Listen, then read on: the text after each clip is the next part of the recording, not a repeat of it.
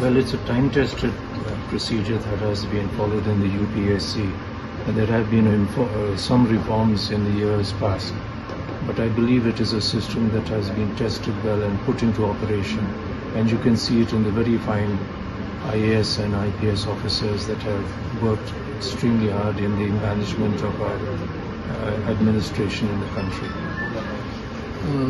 You work extensively on the history part of Northeast, Yes, I have. particularly the British influence.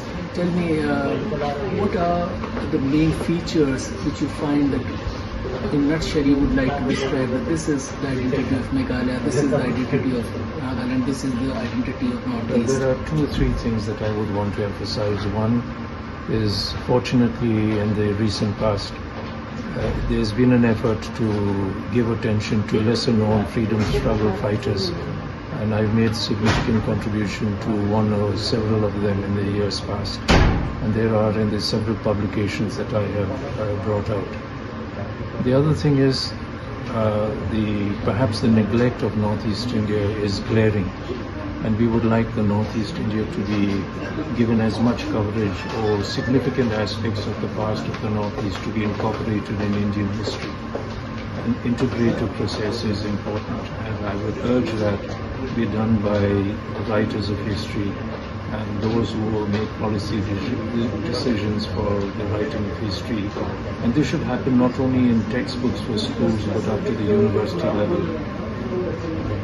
What, according to you, are the main aspects of Northeast India which makes them integrated with India, are missing? Well, the colorful people that they are, the songs, the dance, the food habits, they make a significant contribution to the culture and the ethos of India, and that should be appreciated.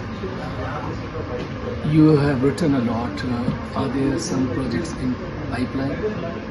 Well, I have so much of material in my library at home that I have material enough for 2 more books, which perhaps I'll be able to work, provided my health conditions allow me to do so.